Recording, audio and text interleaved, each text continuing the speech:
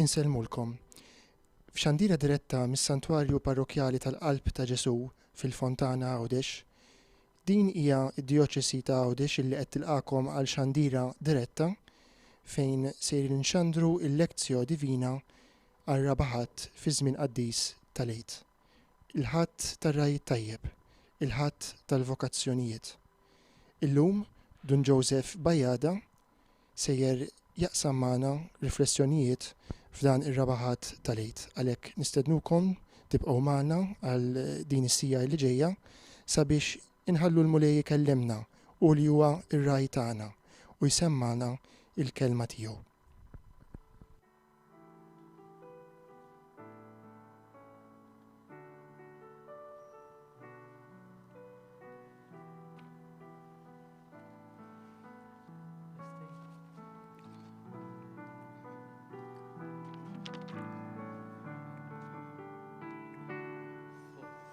Raj ta' ruħi rrid, kontroll ta' ħajtin tik, kull fejn tmeċċini int warajk niġi.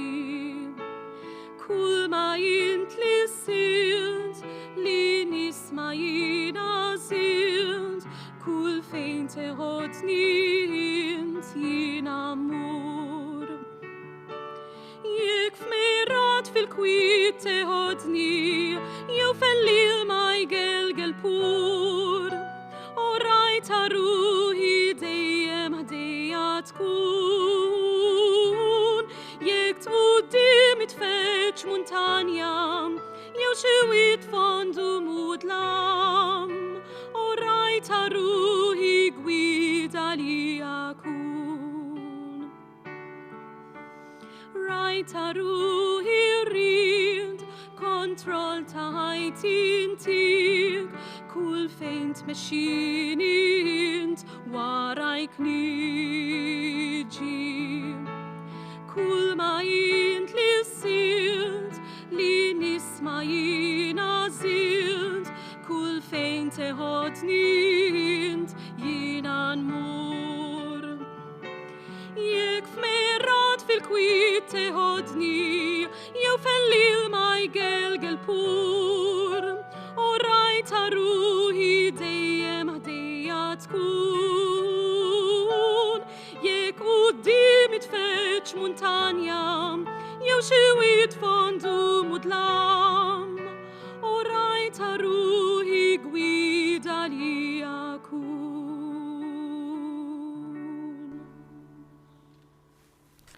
L-isem tal-Missieru tal-Iben u tal-Ispirtu Santu. Il-grazzja ta' Sidna Ġesu li għamin bejn l-imwiet, l-imħabba ta' Alla l-Missier u l-għaqda fl-Ispirtu Santu tkun magħkom il-koll. Nitolbu.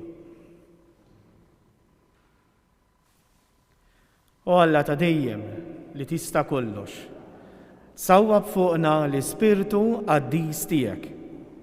Ħalli jmexxina lejn il-għaqda tal-ħinjin fis-sema. Biex aħna, merħla ċkejkna tiegħek, naslu fejn daħal qabilna ir-raj qawwi tagħna, imdawlin mill-kelma tiegħu. U li hu Alla, u li miegħek jgħixu jsaltan flimkien mal-Ispirtu Santu għal dejjem ta' dejjem.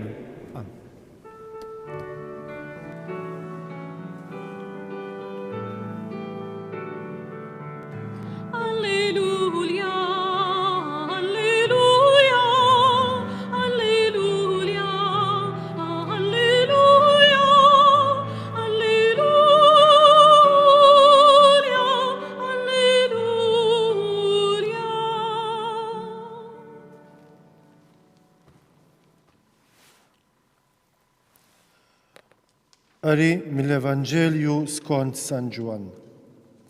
F'dak iż-żmien Ġesu qal: Jiena ir-raj it-tajjeb. Ir-raj it-tajjeb jagħti ħajtu għan-naċ tiegħu. Il-mikri li mhuwiex ir-raj u li n-naċ mhumiex tiegħu jara l-lupu ġej u jħalli n-naċ u jaħrab u l-lupu jaħtafhom u jxerridhom.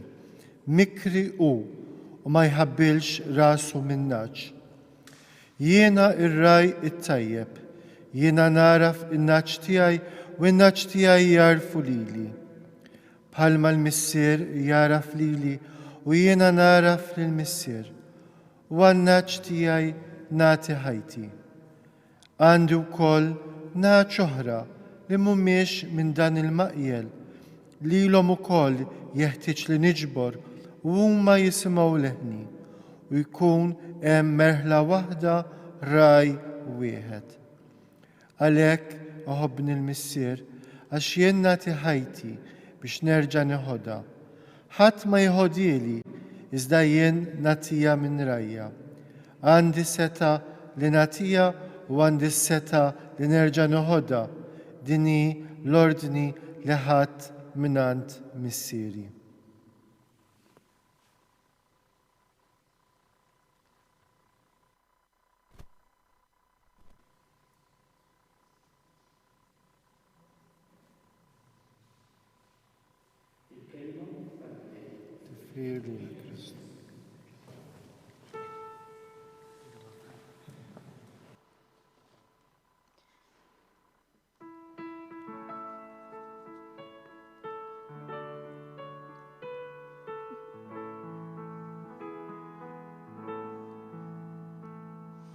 Jekk tridu l-ħajja fikom, imlew qalbkom bil-kelma tiegħi, ħarsu għejxu għala tibsaw xejn. Ikolkom ferta sew, ikolkom paċi sħiħa, u jiena ma'kom sa tmiem, u jiena ma'kom sa tmiem, u jiena ma'kom sa tmiem, jiena triq taslim. Jien huwa l-ħobs tal-ħajja, min jiġi għandi ma jtieħaġġu, min jemmen fija ma jtieħattaġġ. Din xewqa tal-missier li l-kol tgħixu għal dejjem, u jiena ma'kom sa tmiem, u jiena ma'kom sa tmiem, u jiena ma'kom sa tmiem, jiena triq taslim.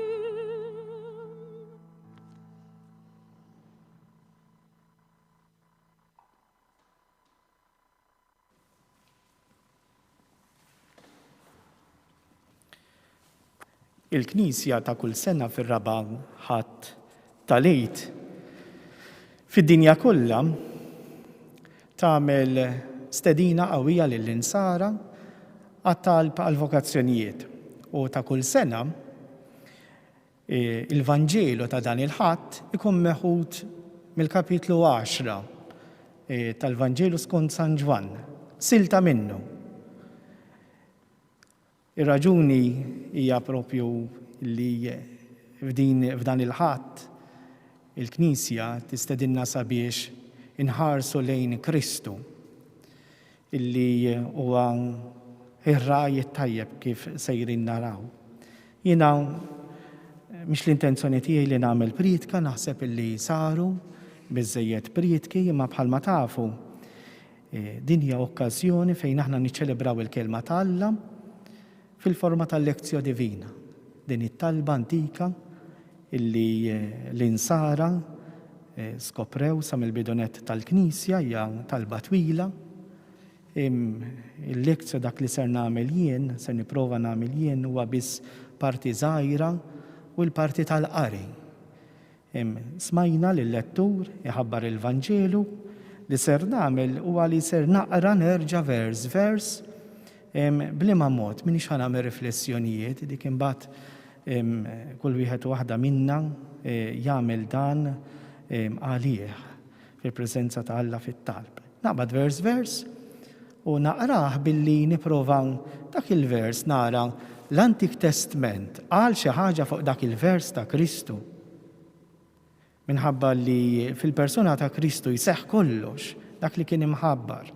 U l-kelma tiegħu li jgħid insibu xi fdal tagħha fl-Antik Testament u mhux biss, imma nsibu anke l-insara tal-bidu l-ewwel żminijiet tal-Knisja fl-istess skrittura, ġifri fl-ittri ta' San Pawl u l-kodba l-oħra. Hemm xi ħjiel ta' din il-kelma jew qala Kristu darba u beqgħet għaddejja. Għaliex bħalma tafu mhux sewwa li aħna nisimgħu siltek u nagħlquha weħida. Isa jigsaw puzzle. U rajt fija għandha sens kollox jew bħal pittura li inti tista' tieħu dettall tagħha, però x'in tara fil-kumplament x'in il-jigsaw puzzle tingħaqad kollha. Allura dik il-waħda tieħu ħafna sens daqskemm parti minn pittura x'in tara fil-kumpless tal-pittura kollha tieħu sens sħiħ. U appuntu li ser nagħmlu għali propju naqbad vers u naqraw din il-silta bl-iskrittura mingħajr l-għajnuna ta' xejn aktar. Ġifri naqraw il-Bibja, il-kelma talla, bl-istess kelma talla, nħallu lila tgħidilna x'riedet tgħid mingħajr ma noqogħdu ngħidu hekk aħna x'naħsbu fuqha. Imbagħad ir-riflessjoni hekk tagħna ngħid ħafna, ġifieri il-Vanġelu huwa mimli. Però tagħtux ħafna kasek ta' dak li ser ngħid u li se nikkwota biżżejjed kelma waħda kapaċi ddawwal mhux biss il-ġimgħa tagħna ma lil ħajjitna.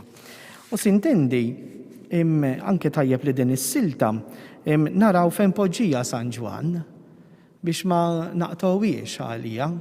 Hija silta dan kif qedtilkom meħuda mill-kapitlu 10 illi din tagħmel prattikament li smajna hija l-għeluq ta' diskors aktar twil li Ġesu jagħmel dwar ir-raj tajjeb. Id-diskors jiftaħ appunto bi 3 paraboli nistgħu ngħidu illi kull parabola tpoġġi f'konfront żewġ personaġġi. L-ewwel parabola tpoġġi f'konfront lir-raj u l-ħallil. It-tieni waħda lir-raj u lil dak li huwa mikri jew il-barrani, ir-raj u l-barrani, skużawni, u t-tielet waħda tpoġġi lir-raj u dak li huwa mikri, propju illi Ġesu jerġa' jikkwotah. X'aktarx illi ġew marbuta ma' xulxin f'dan id-diskors minħabba li għandhom tema komuni, il-tema tar-raj. Aktar start imbagħad lejn l-aħħar ta' din is-silta hemm bħal donnu riflessjoni dwar dan il-misteru li aħna ngħidu imma huwa fiqir ħafna d-diskors tagħna illi huwa l-qofol ta' kollox, ir-relazzjoni li hemm bejn Alla l-Missier u l-Iben, illi kollox jiddependi minna u naħseb jiena fuqha rridu nserħu. U bħal donnu din is-silta li għadna kemm smajna għandha 4 temi. Għandha l-ewwel parti fejn Ġesu jitkellem fuq innifsu u juri minnu li ma kienx hekk wieħedna ma naslux. Il-persuna ta' Ġesu tibqa' persuna misterjuża għaliex hija persuna li tħaddan fiha żewġ naturi u hija unika, propja tiegħu. Waħdu il-bniedem ma jistax jasal. Allura minn naħa tiegħu Ġesu juri lilu nnifsu bil-mod, il-mod bil-pass li kienu jifmu u bil-pass anke għadu juri lilu nnifsu bil-pass li nistgħu nifmu aħna. It-tieni titkellem fuq l-imħabba ma jużax din il-kelma, l-imħabba li r-raj għandu għannaċ. Ma jużax il-kelma mħabba, però juża kelma li aktar qawwija. L-għarfien tan-naċ, ir-raj li jaraf in-naċ. Imbagħad it-tielet parti hija dwar Ġesu jitkellem minn naċ oħra. Għandu maqjelu, però hemm naċ oħra. U l-aħħar parti dak li jettilkom titkellem minn din ir-relazzjoni li Alla għandu ma' l-Iben u li l-Iben għandu ma' Alla u propju fuq jieħu gost. Ġesu jitkellem fuq missieru, iktar u iktar fil-Vanġelu ta' San Ġwan toħroġ ħafna din l-imħabba partikolari unika illi ma jżommix għalih imma tagħna u jagħti sem lilna l-bnedmin. Id-diskors impoġġuh ukoll din is-silta mpoġġuha tiġi eżatt wara ġrajja. Fil-kapitlu 9, fil-kapitlu ta' qabel dan, hemm rakkont ta' dak l-ama minn twelidu li Ġesu mfejjaq u jqum pandemonju sħiħ fuq dan il-fejqan. Diġà il-Vanġelu jitkellem illi dawk illi kellhom għal Ġesu, dawk illi jeru għalih, tafu intom il-Vanġelu jgħidu li kien minħabba lejra li jimbuttat lill-dewwa ta' Ġesu biex jikkomplottaw kontrih. U diġà il-Vanġelu jgħidilna li kienet ħarġet din id-direttiva li kull min hu dixxiplu ta' Ġesu jew kull min ikollu x'jaqsam ma' Ġesu ser jinqata' barra mis-sinagoga. Li tgħidha qisha mixejn, imma hija xi ħaġa terribbli, immaġina kieku aħna nagħtu direttiva li xi ħadd partikolar ma jistax jidħol fil-Knisja. Għaliex? Ekk ukoll, dik hija realtà importanti ħafna għal kull ludi illi jagħmel parti mill-komunità ludija u li tiltaqa' ta' kull nhar ta' Sibt fis-sinagoga. U l-istorja insomma tgħidilna li saħansitra l-ġenituri tiegħu ta' dan l-ama illi jiġi mfejjaq tant kemm beżgħu illi ċaħdu milli jgħidu b'xi mod jew ieħor illi binhom kellu x'jaqsam ma' Ġesu. U fil-fatt jgħidulu saqsu lilu. Qed ngħidilkom dan għaliex din il-ġrajja fejn tasal. Ġesu jikkonkludija u jgħid jien għalhekk ġejt taw biex nagħmel ħaq. Biex dawk li jaħsbu li jaraw għal mexxejja kien qed jgħid għal dawk li kienu jaħsbu li l-verità qiegħda f'moħħhom, qiegħda fl-idejat tagħhom, fit-tradizzjoni tagħhom li ma kienet miftuħa għal xejn. Inqas minqas għal Alla li jonfoq fejn irid. Dawk li jaħsbu li jaraw jagħmew ma rawx il-misteru tal-persuna ta' Kristu. U Kristu jaħfrilhom ma jafux x'inhu ma jagħmlu. U San Pietru smajnieh anke fl-ewwel predikazzjoni tiegħu jgħidilhom għamiltu ħaġa li ma kontux tafu. Ma ndunajtux min kien Kristu. U mill-banda l-oħra Ġesu jgħid u dawk li huma omja jaraw. Ekk allura dan il-Vanġelu rridu npoġġuh anke f'din id-dimensjoni, f'dan l-ambjent. Ġesu jkompli jitkellem issa minn raj għal min huwa indirizzat. Donnu jidher ħafna li huwa indirizzat għal dawk li huma rajja, għal dawk li jmexxu, u indirizzat ħafna għal mexxejjek reliġjużi. Donnu u dawk li jistudjaw l-Iskrittura kultant jħobbu jilagħbu jgħidu imma tgħid din il-parti Ġesu fejn qala. Hemm xi post fejn nistgħu ngħidu wara din qala hemmhekk. Għax importanti anke xejn fil-Vanġelu huwa mpoġġi hekk għall-ebda raġun, għandu raġuni. L-istudjużi jgħidu jista' jkun mhux bil-fors m'hemmx provi, imma minħabba li Ġesu f'din is-silta f'dan il-kapitlu jitkellem mill-bieb, jien il-bieb jgħid u min-naċ u dieħel u ħiereġ dal-affarijiet. Għallu jistax ikun illi f'Ġerusalem, kellha ħafna bibien, kull belti kollha ħafna bibien, u bieb minnhom San Ġwan stess jgħid kien hemm bieb illi kienu jgħidulu l-bieb tan-naċ. Għalfejn kienu jgħidu l-bieb tan-naċ? Sempliċement għaliex kienu idaħlu minn dan il-bieb ir-rajja, in-naċ illi kienu jiġu sagrifikati fil-qrib fuq l-artal fit-tempju. U mhux biss, imma xi ħaġa sabiħa wkoll jista' jkun li Ġesu f'dak il-lejl meta ġie tradut u ġie talilu nnifsu fidejn l-dewwa tiegħu fil-ġnien tal-Ġetsemani, jista' jkun li daħal proprju minn hemmhekk. Il-ħaruf illi imbagħad ittieħed quddiem is-Sinedriju, Pilatu, il-bqija nafuha. Allura ħanibdew ftit. Hekk il-Vanġelu jiftaħ b'dawn il-kelmiet fejn Ġesu jgħid jiena r-raj it-tajjeb, jien hu r-raj it-tajjeb. Hawnhekk qiegħed juri lilu nnifsu l-ewwel parti. Juri li jitkellem minnu nnifsu. Hekk jien qiegħda b'din l-espressjoni li hija tipika ta' San Ġwan li jgħid jiena hu. U fil-Vanġelu ta' San Ġwan diversi drabi Ġesu jgħid li jiena xi ħaġa. Fil-fatt jgħid jiena t-triq, jiena l-verità, jiena l-ħajja, jiena d-dilja vera, jiena l-ħobs, ħaj li niżel mis-sema. U Ġesu meta jgħid jiena hu, mhux qed jgħid qed ixebbaħ lilu nnifsu, right, mhix tixbija, dak li jgħid huwa. Għaliex ma jgħid jiena nixbaħ, ma jgħid jiena hu. Qed jitkellem Ġesu li huwa bniedem u li huwa Alla. Fejn insibuha din il-kelma jiena hu? Tiftakru li fl-Antik Testament meta Mosè kellu dik id-dera partikolari fid-deżert ra dik is-siġra taqbad u Alla kien qed isejjaħlu biex imur lura lejn sħabu, Ħut u Lut, u jgħidilhom illi Alla kellu pjan sabiex jeħles lill-poplu Ludi mill-jasar tal-Eġittu. U Mosè speċi jgħidu grazzi issa xinħammur, ma ħanidilhom li batni biex da jemnuni.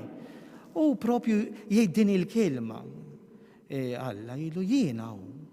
Mhijiex faċli tispjega. Jiena hu tfisser kollox.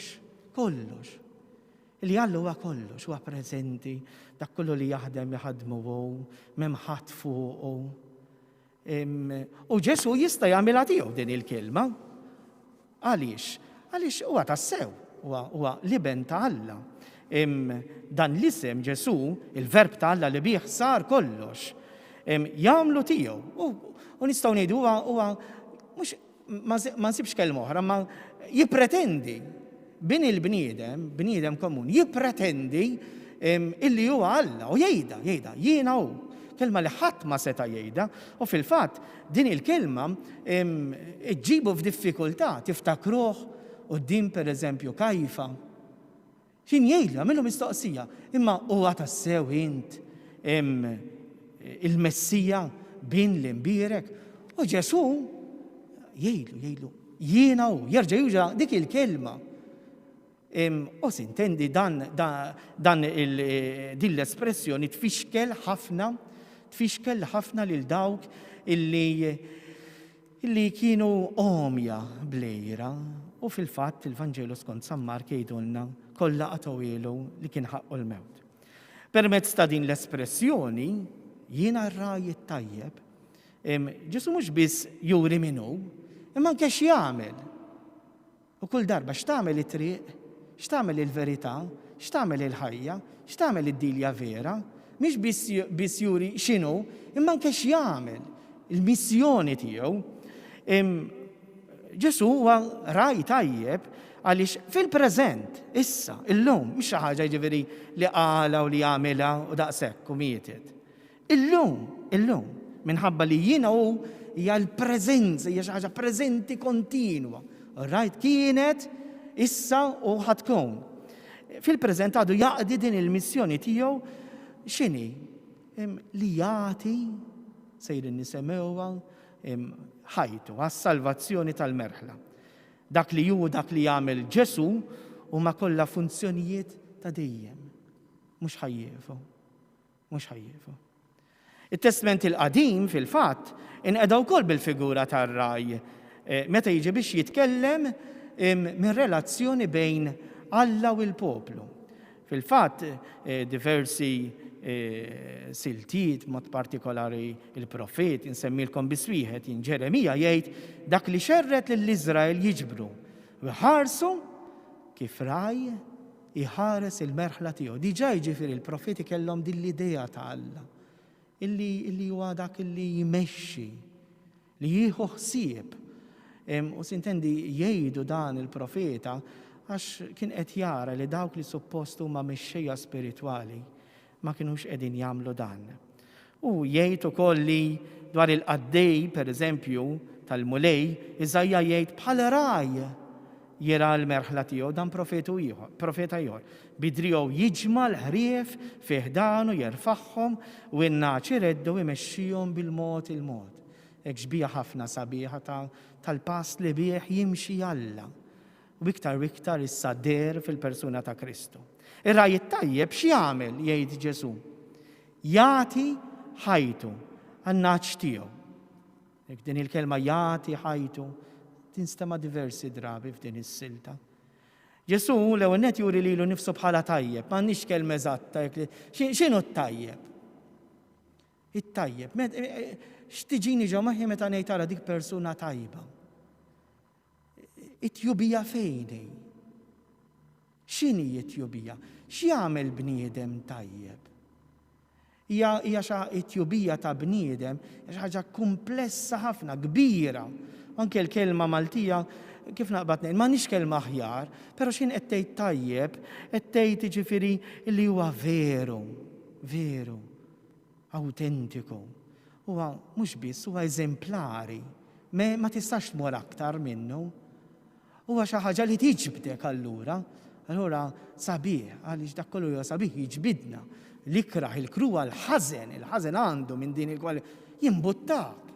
Għalkemm jista' jkolli fil-bidu, anzi l-ħażen jilbes libsa sabiħa għax ma jkunx hekk ma jiġbidx. Però imbagħad hemm prezz illi iħalli warajh. Huwa nnifsu fil-fatt dwar din it-tjubija, din iż-żbuħija, Ġesu kien wissa li r-raj veru, il-persuna vera, tajba, min xiex tarafa, għax tiġi l-Knisja, jew għax tkun xi persuna min xiex tarafa, mill-emil. Oqgħod ma' dik il-persuna, mill-emil jgħid Ġesu, u jgħidha ċaru ton, mill-frott tagħhom tarfuhom, mill-frott tagħhom. Il-frott ta' persuna dak li tagħmel turi x'inhi, x'hemm ġo fija. M'hemmx dubju li Ġesu jista' jgħid dan il-kliem għaliex hu tassew. X'jagħmel? Jagħti ħajtu għal bnedmin kollha. Issa din li tagħti ħajtek, aħna qegħdin fihom il-vokazzjonijiet, tifhem, u diversi drabi nisemgħuha din il-kelma, persuna ser tagħti ħajjita għal Kristu fil-qadi tal-Knisja. Hemm verità, però laqas iridu nimlew ħafna rasna. Għaliex qotja waħda s-salva u hemm bżonn fid-dinja, qotja waħda. U jekk l-qotja tagħna ma jkollix minn din l-qotja ma sservi għal xejn. Din l-qotja ta' Kristu hija l-qotja tal-fidwa tagħna, imnalla taw. Aħna konna kif ħanqabad ngħid, isna qed nerqu, imnalla jnataw, u aħna ġejna salvati. Ma nistgħu nagħmlu xejn, aħna ħlif ngħidulu grazzi u l-bqija jmexxiju.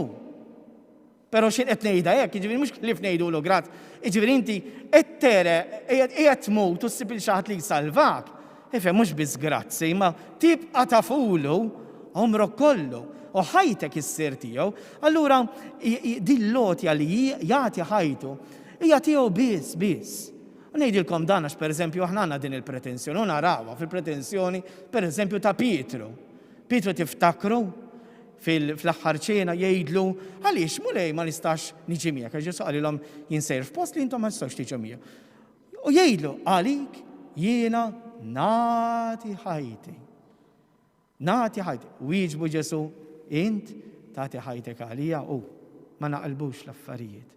Jekk hemm bżonn ta' xi għotja fid-dinja, il-bniedem ma jistax jagħmelha. Hija fqira ħafna, hija limitata ħafna, hija infidila ħafna, il-kol kemm aħna qedna b'xi mod jew ieħor, jew nagħtu lilna nfusna b'xi mod jew ieħor fil-ħajja, però hemm momenti fejn inkunu infidili, hemm momenti fejn nejjew, hemm momenti fejn naqtaw qalbna, ġifieri araw intom imbagħad.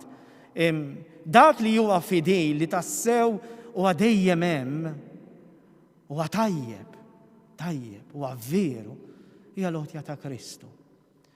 U sintendi din l-espressjoni li tagħti ħajtek, mill-ewwel tfakkarna fejn tagħna ħajtu Ġesu, fuq il-għolja tal-Kalvarju, meta talilu nnifsu fidejn l-edewwa tiegħu. Però liema għotja din kien diġà siġilha fl-aħħar ikla. Fil-Quddisa mhux hekk nisimgħu ħudu kulu dan hu ġismi li ser jingħata għalikom. Li ser jingħata dak li Ġesu għamlu taħt sinjali, taħt ħobsu imbit, li l-apostli ma kinux qegħdin jifhmu dak il-ħin. Rawh tassew u bdew jagħmlu propju jiftakru bl-għajnuna tal-Ispirtu x'kien ifisser hekk fil-għotja tiegħu fuq il-għoda tas-salib. U anke dik li jagħti ħajtu għal din li tagħti ħajtek mhijiex ifhem m'għandux hija għotja mhix kwalunkwe għotja għax jiena nista' nagħtik ftit ħin, nista' nagħtik xi ħaġa minn tiegħi. Din hija lotja li Ġesu jagħtiha propju ta' darba l dejjem u l-frott tagħha għadna ngawdu ħsallum għas-salvazzjoni tagħna. Da kollu Ġesu ipoġġih quddiem persuna oħra li hija bil-kontra ta' dan kollu u għall-mikri u għax-xrik. Għall-kuntrarju, il-mikri mhux talli ma jagħtix ħajtu, propju għaliex m'għandux interess, ir-rajiet tajjeb għandu l-interess li dak li qed jereq huwa fil-prova jsalvah. Hemm din ir-relazzjoni li ta' mħabba li ser jitkellem minnha. Il-mikri le ma jinteressax dan l-affarijiet. Il-mikri għandu interess personali, mhux tal-li ma jagħtix ħajtu, imma quddiem id-diffikultà nipprova nsalva ġildi. U din l-istess imġiba allura tikxfu li hu xrik u mhux raj, jiftħu għajnejkom jgħid Ġesu. Għax dawn jiġu għandkom lebsin ta' naċ u minn ġewwa jkunu l-pub ħattafa. Li n-naċ mhumiex tiegħu. Ta' min huma n-naċ? Ta' min aħna l-umanità ta' min ej. In-naċ huma tar-raj u mhux ta' xrik. U daqskemm tiftakru parabola oħra l-għalqa ta' dwili mhijiex tal-bdiewa, imma għamluha tagħhom. Imma hija tas-sit li jippretendi l-frott. Daqshekk ieħor l-imġieba tal-mikri għandha ftit minn tal-bdiewa li milli jidher kull ma jagħmel huwa li jara kif jaqla xi ħaġa minn fuq il-merħla, mingħajr riskju u dbatija ta' xejn. Ekku din l-imġiba kienet għadha u tibqa'. Il-profeta Eżekjel jara qudiemu s-seħħ u jgħid ħażin għalihom ir-rajja ta' Iżrael li jiraw lilhom infushom. Jaqgħu mhux lin-nax jaraw ir-rajja. Intom tixorbu l-ħalib u tilbsu s-suf tagħhom jgħid toqtlu n-naċ imsemna u l-merħla ma tirawiex. Id-dajfa ma saħħaħtuwiex u l-marida ma fejjaqtuwiex u l-midruba ma dewwejtuwiex, il-mitlufa ma ġibtuwiex lura. Lanqas ma fittixtu il-midbeda imma mexxejtuhom b'saħħa u qalb ibsa. Għalhekk naħseb importanti li f'dan il-jum hekk niftakru b'mod partikolari f'dawk li huma msejħin biex jagħmlu din lotja. U kull wieħed waħda minna fl-aħħar mill-aħħar għandna din is-sejħa. Sintendi x-xrik meta jara l-lupu ġej iħalli n-naċ u jaħrab. Profeta Eżekjel ikompli u jgħid huma xterdu għax ma kellhomx raj u saru l-ikel ta' kull bima selvaġġa u xterdu. Intilfet il-merħla tiegħi fuq kull muntanja u fuq kull olja. Ma wiċċ l-art kollha xterdet il-merħla. Ma hemm ħadd min jistaqsi għalija, ma hemm ħadd min ifittixa. Dan huwa kliem verament li l-profeta jara kemm il-poplu kien abbandonat minn dawk illi kienu hemm sabiex iħarsuh. Tista' tiġri. Anke Zakkarija bħal donnu jisħed lil dawk il-mexxejja li quddiem l-inkwiet jaħarbu u jitalqu lil poplu għal rieħu. U l-lupu x'jagħmel? Jaħtafhom u jxerridhom jgħid Ġesu. Il-lupu għandu minn tas-serb tal-Eden l-għadu li qisu il-jun jgħid San Pietru, jgħajjat, idur u jfittex il-min se jibla. U din it-teddida tal-lupu hija ħajja, hija vera. Ġifieri aħna qatt ma nistgħu imbaxxu l-armi, aħna dejjem qegħdin fi gwerra, kontinwament qegħdin fi gwerra. U mhux biss bejn it-tajjeb u l-ħażin, imma bejn it-tajjeb u l-iktar tajjeb hija ġlieda oħra. U allura it-teddida magħmula minn dak kollu li hemm ġofina, minn dak kollu li hemm barra, għandha ħafna surijiet fl-iskrittura ta' serb, lupu, l-jum, profeta fals, u kull sura oħra li jaqbillu l-ispirtu tal-ħażen sabiex jaħtaf u jxerret il-merħla. Tanti ħajja din it-teddida fil-fatt li Pawlu dawk li kienu jmexxu l-komunità ta' Efesu jgħidilhom ċaru tont. Jien naf li wara li se nitlaq jien se jidħlu foskom il-pup qalila li l-merħla ma jaħfru ilix, jħabrilhom kważi din il-ħaġa. Ix-xriku dan ma jħabbix rasu min-naċ hija l-kwalità ta' xrik li ma jħabbilx rasu min-naċ.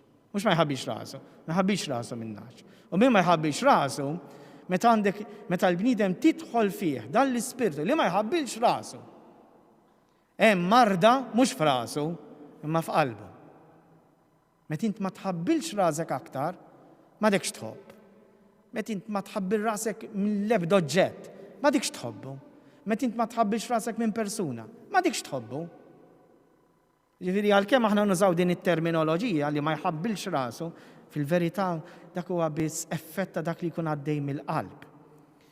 Fil-fatt dan in-nuqqas ta' taħbil ir-ras Ġeremija jinnotah fi żmienu.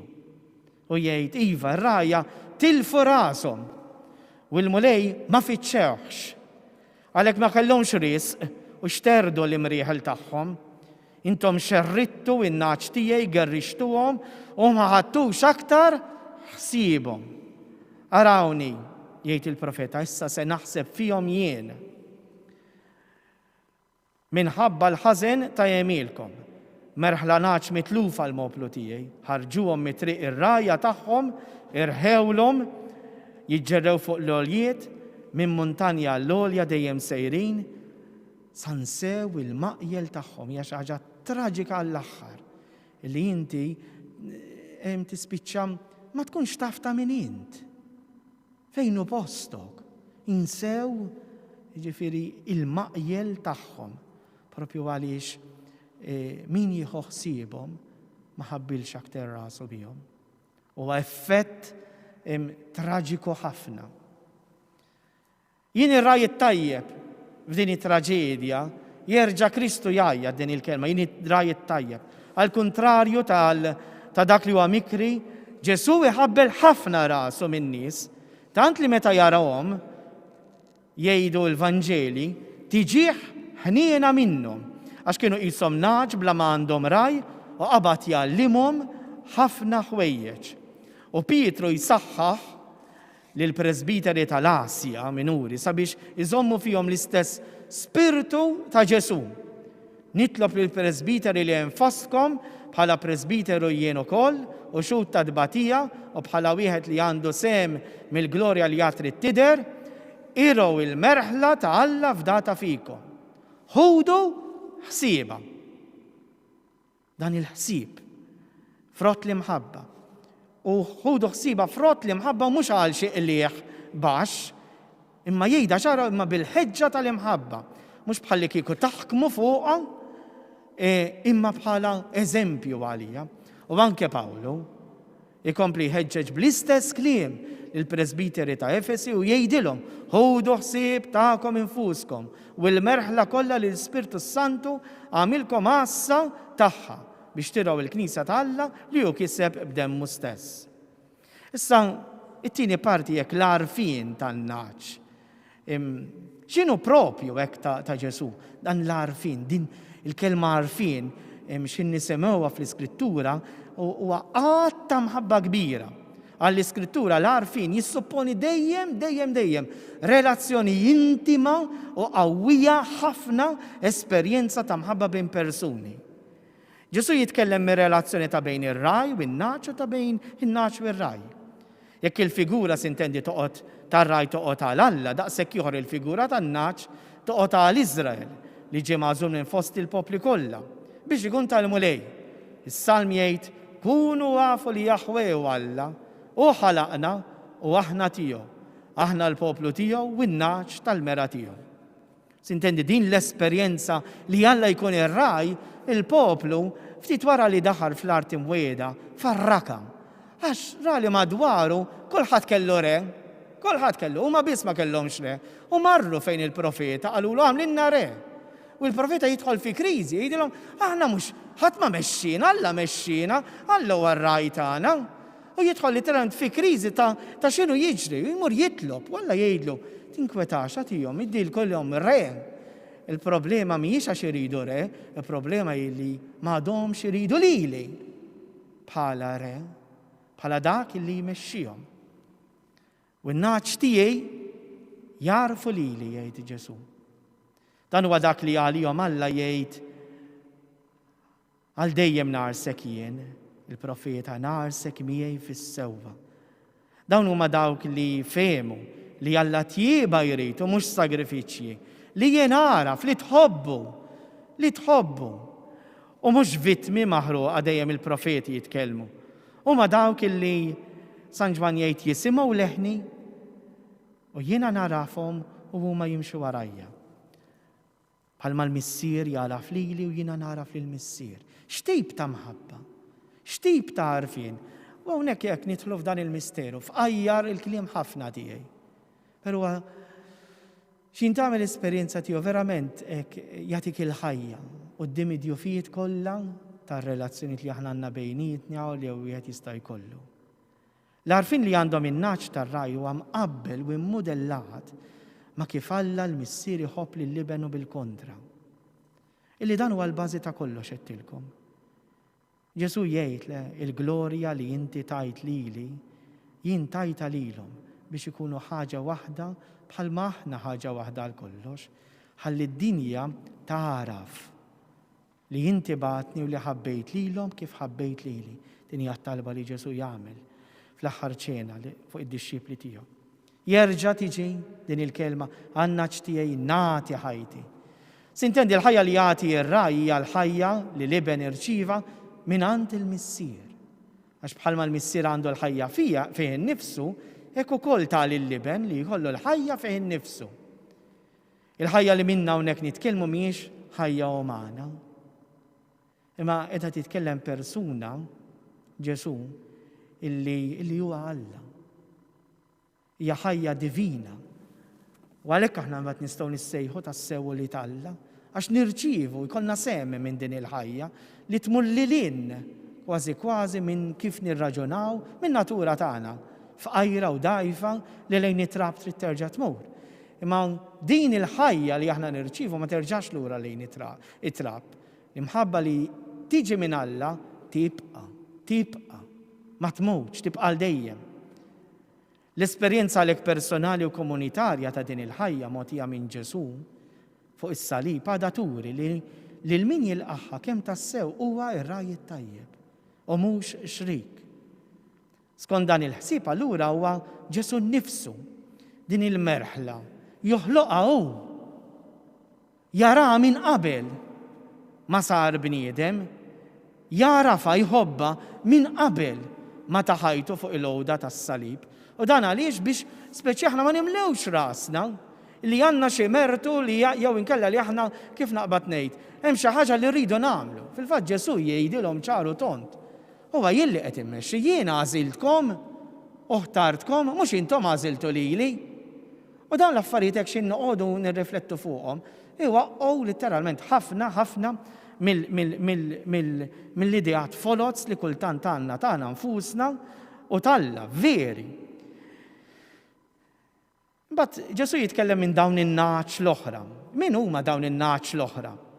Ġesu xerret demmu għal bnedmin kollha. U allura dan ifisser li l-merħla tiegħu tista' tkun magħmula mill-bnedmin kollha, mhux aktar mill-poplu ta' Iżrael, għas intendi din kienet waħda mill-issues kbar. Illi l-edewwa ta' Ġesu kien ikollhom kontinwament konfront fuqha, għax Ġesu irid jiftaħ literalment dan il-maqjel u huma jaraw li dan il-ftuħ mhuwiex ġej minn Alla. Imur kontra l-għażla li Alla kien għamel f'dan il-poplu. In-naċ l-oħra mhumiex biss dawk li ma semgħux allura b'Ġesu u li minħabba fihom jgħid jiena d-dawl. Ġejt fid-dinja jgħid Ġesu biex kull min jemmen ma jibqax fid-dlam. Kull min jemmen. Mhux il-lut li jemnu, kull min jemmen. Imma jew koll għal dawk li ma jemnux fih. Li għalihom jgħid iżda intom ma temnux għax mintomx minn naċ tiegħi, però għalihom ukoll Ġesu huwa raj huma minn naċ l-oħra. Lilhom ukoll jeħtieġ li jġib jgħid Ġesu. Dan il-verset juri kemm hija kbira x-xewqa ta' Ġesu li jifdi u li jħobb li l-imħabba tiegħu tmur lilin. Allura minn kull maqjel imma li tasal saħansitra il-pagani li ma kinux jafu bih. Kif ukoll f'qalb il-lut li ma rridux jemnu fih. Din ix-xewqa ġaqet titwettaq tant li Ġesu qabel lotja tiegħu hekk jitlob Missier Qaddis ħarishom fismek dawk li inti tajtni biex ikunu ħaġa waħda bħalna. Huma jisimgħu leħni jgħid. Għaliex jisimgħu leħni? Il-fidi li mħabba tiġi mismieħ u mismieħ mix-xandir tal-kelma ta' Kristu. Hekk kull min jemmen. Din hija proprja tal-bniedem li lin mir-razza u r-radika tiegħu hija proprja tal-bniedem li jismieħ jgħin f'dan il-proċess ta' fiduċja u fatt ta' mħabba. Persuna li ma tafix qatt ma smajt bija, m'għandekx relazzjoni magħha, ma jistax ikollok relazzjoni magħha, ma jistax ikolli tarafha, ma jistax ikolli tafda. Għalhekk l-istrument f'ira l-aħħar li jgħadu juża Alla sabiex imiss u jsalva l-istrument tal-bidu huwa propju x-xandir tal-kelma tal-Alla. U jkun hemm merħla waħda, raj wieħed. Skont il-profezija ta' Iżajija, il-għaddej tal-mulej jiġbor madwaru l-fdal ta' Iżrael. U sejjaħ ukoll il-pagani għall-indiema. Tkun ħaġa żgħira wisq jgħid Iżajija li inti tkun għaddej tiegħi biex tqajjem li tribu biss ta' Ġakob u treġġa' lura l-fdal ta' Iżrael, jiena nagħmel minnek dawl għal ġnus biex is-salvazzjoni tiegħi satru fl-art tasal. U anke miskin il-profeta Ezekiel fejn dawn huma profeti li kienu qegħdin jgħixu fi żmiet ta' diviżjoni kbira, s-saltna hija mifruda, żewġ tempji, żewġ slaten, jiġifieri kollox huwa mifrud. U l-profeta Ezekiel darba minnhom jaqbad żewġ injamiet li tirrappreżenta waħda li tribu ta' Iżrael u l-oħra li tribu ta' Ġuda jpoġġihom ma' xulxin. Ekku permezz ta' dan il-ġest iħabbar hekk ix-xewqa li huwa kellu li jkun hemm jerġa' laqda min ser iġiba. Eżisti laqda biss jista' jġiba l-persuna ta' Ġesu Kristu. Il-qaddej tiegħi David jgħid Ezekiel ikun is-sultan tagħhom huma l-koll ikollhom raj wieħed fuq kulħadd. U għalhekk propju m'hemmx għaqda oħra possibbli għal bnedmin ta' rieda tajba jekk mhux fil-persuna ta' Ġesu, veru Alla u veru bniedem. U interessanti, anzi paradossalment, x'jiġri li Iżrael l-ewwel wieħed li ġie msejjaħ għal dan jitfixkel bil-kbir. Dan jiġer ċar appuntu f'dik il-ġraja li jettilkom tal-għama fejn Ġesu appuntu jgħid jiena għalhekk ġejt fid-dinja biex nagħmel ħaq biex min jarax jara u min jara jama. Dan kollu għandu fih sens qawwi spiritwali marbut mal-għarfien, mal-imħabba, mal-aċċettazzjoni tal-persuna ta' Ġesu. Li qoddiemu u qoddim dak li jagħmel tibqa' sseħħ dak li qal Xmun, tiftakru ix-xieħ, ir-raġel ġust anzi u tajjeb jgħid ara dan se jġib il-waqa' għal xi wħud u l-qawmien ta' ħafna f'Iżrael. Se jkun sinjal li jmeruh. U fl-aħħar nett, hekk l-imħabba tal-missier. Li dan id-diskors hekk l-aħħar vrus huwa summary tal-kapitlu kollu. Huwa diskors li San Ġwan matul l-Evanġelju tiegħu ma jitlifx okkażjoni biex Ġesu jitkellem minn din ir-relazzjoni ta' mħabba ta' bejn il-missier u l-iben kif qedtilkom. Anke issa jitlaq propju minn din ir-relazzjoni għaliex huwa bis-saħħa tagħha li Ġesu jista' u huwa tassew raj tajjeb, tassew. Peress li Ġesu huwa l-iben il-maħbub tal-missier, bħala tali jista' jagħti ħajtu min rajah. L-iben jaf jgħid Ġesu min batni huwa miegħi. Din hija ċertezza ta' Ġesu. Ma telaqnix waħdi għax jien dejjem nagħmel dak li joġob lilu. Li kieku Ġesu ma kellux din iċ-ċertezza f'ħajtu, ma kien ser jasal qatt biex min rajah, ma rridux ninsewa, min rajah. Għaliex kultant hekk aħna għadna bl-idea li miskin Ġesu ara x'għamlulu kif qabduh u spiċċa kif naqbad ngħid. Ma setax ħarihom għax kien waħdu ħallew waħdu u dak kienu ħafna. Mena mhux hekk, dik ma kien ikollha l-ebda valur, ifhem, kien ikun bniedem illi miet innoċenti, imma m'għandha l-ebda valur. Min rajh dan huwa huwa jagħti lilu nnifsu, u għalhekk huwa dan l-att ta' mħabba, din il-ħila li liben għandu li jista' jagħti ħajtu, jgħid biex jerġa' jieħodha hija propja tiegħu. Il-missier iħobb lil-liben u ħalla kollox f'idejh. Qudiem din lotja sħiħa ta' liben, il-missier ma jistax ma jikbirx fi mħabbtu lejha, ma jitaxxax. Wara kollox il-qawmien, din importanti, il-qawmien huwa il-prova ta' din l-imħabba li il-missier kellu lejn liben, li tiġbor fiha l-glorja ta' liben li għal ftit biss, bħal donnu Ġesu ġie meħud minn ħdan il-missier bis-saħħa tal-mewt. Imma għal ftit biss. Fil-fatt għandu raġun imbagħad San Pawl li l-mewt jisfidaw jgħidilha u issa fejn hija mewt ir-rebħa tiegħek? Fejn hija mewt in-niggieza tiegħek? Fejn huwa d-dnub? Fejn hija l-mewt? Jekk Kristu ħareġ rebbieħ, jekk Kristu ta' ħajtu ħareġ rebbieħ fuq il-mewt. L-Evanġelji għalhekk kollha jinnotaw hekk ma jħodili ħadd jgħid Ġesu ħajti, imma jien stess nagħtiha min rajja, dik hija kelma importanti. L-Evanġelji jinnotaw li ħadd ma għandu seta' fuq il-ħajja ta' Ġesu, l-kapijiet tal-Lut. Kemm kien hemm drabi li rridu jaqbduh? Imma ma qabduh x'in talilu nnifsu għalihom. U talilu nnifsu. Min kellu xi seta' fuq Pilatu? Jgħidilu ċaru tont. Ma kien ikellek l-ebda seta' fuq ita li kieku ma nagħtikx. U saħansitra jgħid Ġesu lanqas il-prinċep tad-dinja. Li dwaru jgħid minix se nkellimkom iżjed fit-tul, il-prinċep tad-dinja ġejt kontra tiegħi xejn ma jista' jagħmel. Hawnhekk tidher fid-dawl qawwi kollu tagħha l-imħabba gratuita, b'xejn ta' Ġesu, li hu biss jista' jagħtiha b'mod sħiħ u effettiv lil bnedmin u lil missier. Ġesu min rajh joffri lilu nnifsu u jingħata f'idejn il-ħżiena biex tinqatalu għall-mewt. Meta qorob għalih iż-żmien li fih kellu jittieħed mid-dinja, brieda sħiħa jgħid il-Vanġelu dar u telaq lejn Ġerusalemm. Liben mhux biss jagħti ħajtu min jeddu, iżda jagħmel dan bl-akbar libertà.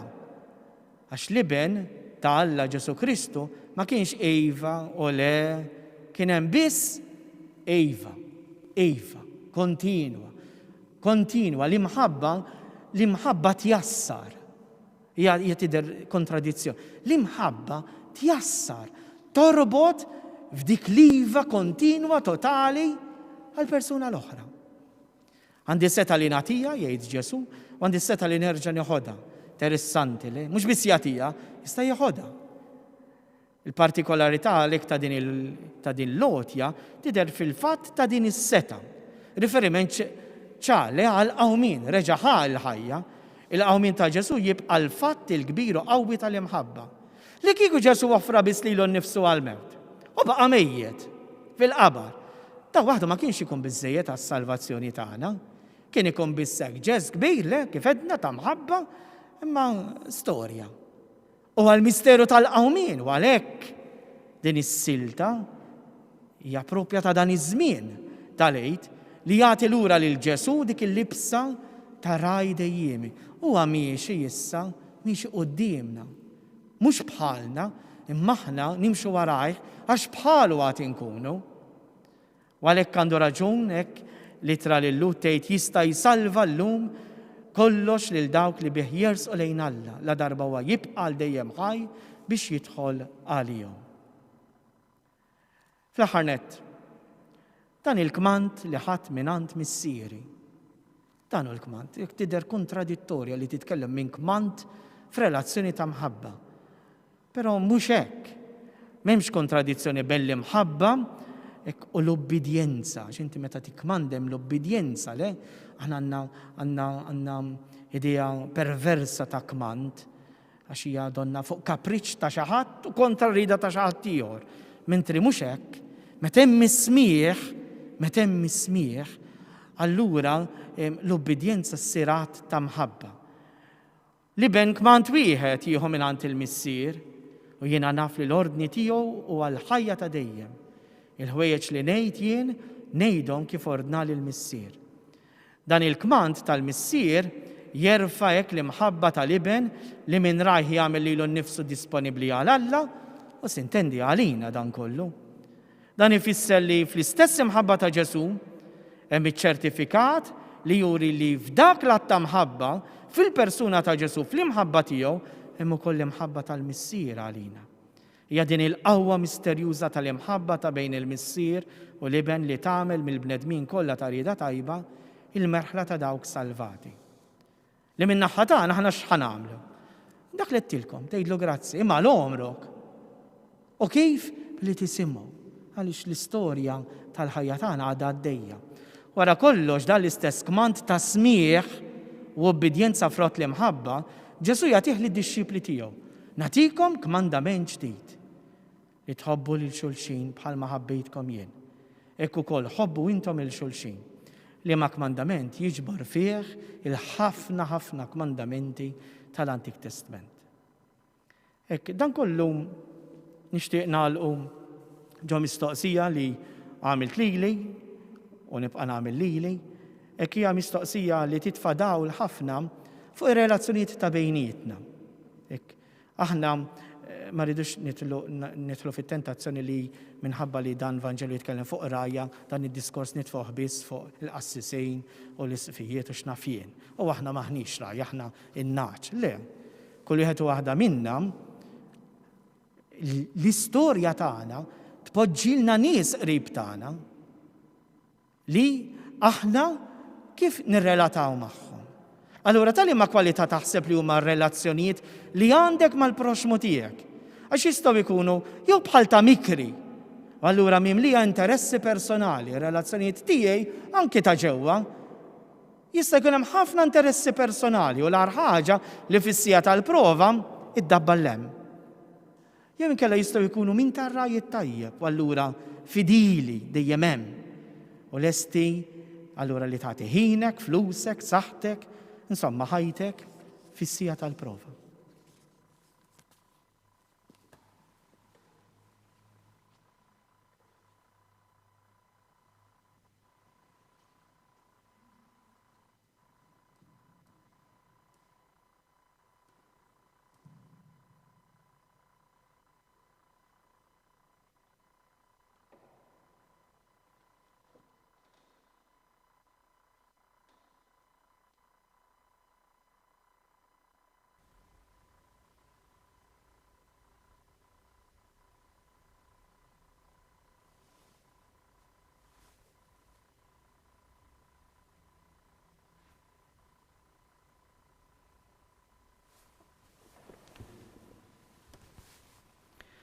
Ejjew nitolbu kif għallimna u ridna nagħmlu l-iben Alla salvazzjoni tagħna.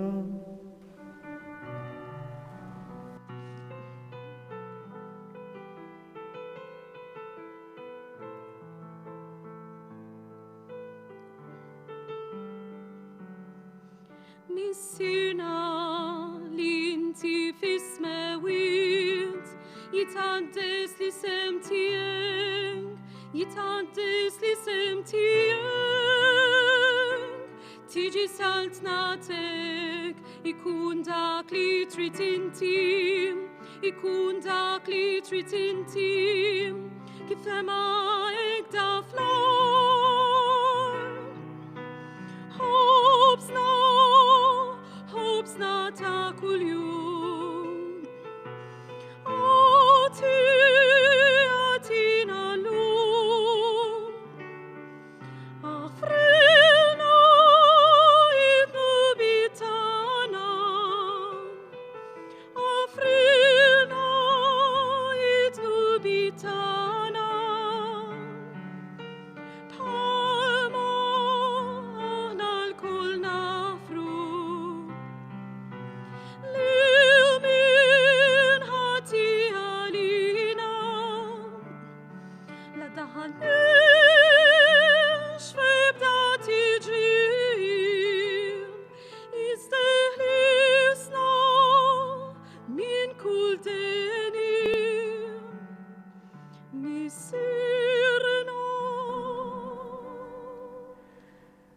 Mulej inti r-rajiet tajjeb tagħna, ixħed ħarsa ta' slim lejn il-merħla tiegħek u qiegħed fil-merat ta' dejjem in-naċ li fdejt bid-demm għażiż ta' ibnek li jgħix u jsaltan għal dejjem ta' dejjem.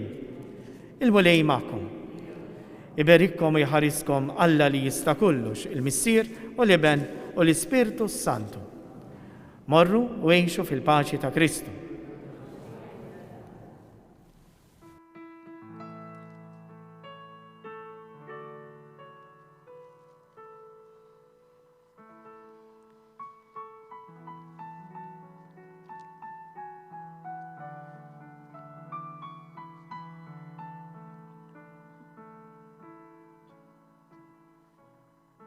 Nersa lejk mulej, biddel din il-qalb, mill-ġdid il-grazzja ida tfur min ġo fik Ġesu.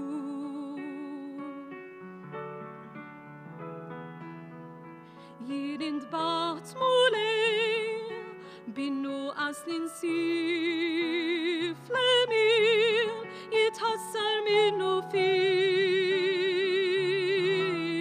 bil-qawwa ta' mħabbtek. Żomni qrib għannani b'mħabbtek,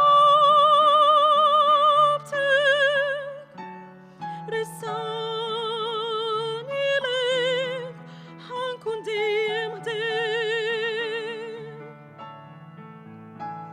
Bitama fil jinnolefu bħala ikla, nolew it-tnejn flimkien fl-ispirtu jintu jien bil-qawwa ta' mħabbtek.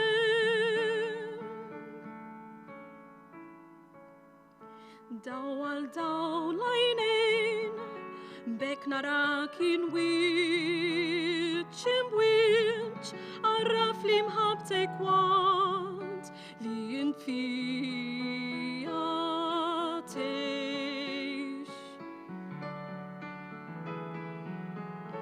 Ġedded dan il-moħ biex namel dak li inti trid, ħanix jum wara jum fil-qawwa ta' mħabbtek. Żomni qrib għannani b'mħabbtek. U ekku b'dak il-kant tal-aħħar eżies segwaċi tal-mezzi soċjali ta' Djoċesi ta' Għawdex naslu fit-tmiem din il-lezzjon divina għal-rabaħat tal-lejt il-ħadd tar-rajit tajjeb. Nitolbu lir-rajit tajjeb biex ikompli sejjaħ aktar minn fostna ħalli jipparteċipaw fil-missjoni tiegħu ta' rajja fil-Knisja. U għalhekk nitolbu b'mod speċjali għal vokazzjonijiet mill-Knisja lokali u fil-Knisja Universali. Infakrukom li issa l-lezzju divina li jmiss hija dik ta' 2 ta' Mejju il-ħames ħadd tal-lejt u se titmexxa minn Dunedi Vella. Infakru li dawk li jixtiequ jistgħu ikunu preżenti fil-Knisja tal-Fontana għal din il-lezzju divina. Sadattant infakrukom f'appuntament speċjali illi nixtiequ nistidnukom għalih matul din il-ġimgħa illi ġejja. Propju nar il-ġimgħa 30 ta' April se ssir l-ordinazzjoni presbiterali ta' żewġ saċerdoti ġodda fid-Djoċesi ta' Għawdex, Patri Etienne Gilson, Franġiskan Konventwal, kif ukoll id-Diaknu Andrew Grima mill-Parroċċja ta' San Lawrence. Din se titmexxa mill-Isqof Anton Tewma fir-Rotunda Arċipretali ta' San Ġwan Battista Xewkija u tkun fis-6 ta' filgħaxija tistgħu issegwuha permezz ta' dawn il-mezzi. Lejliet il-ħamis 29 ta' April fit-8 ta' filgħaxija inxandru wkoll il-velja ta' talb mill-Knisja Katedrali. Fl-ħarnet infakru li f'din il-parroċċja tal-Fontana diġà għaddejjin il-devozzjoni sabiħa tal-ġimgħat tal-qalb ta' Ġesu u allura nħeġġu dawk illi jistgħu sabiex jagħmlu żjara lill-qalb ta' Ġesu f'dawn il-ġimgħat ta' devozzjoni li hu stess wera x-xewqa li jisiru fir-rivelazzjoni lil Santa Margherita Marija Alacoque. Dak kollox għal-lejla nirringrazzjakom illi kontu magħna u natukom il-lejla it-tajba. Insellmulkom.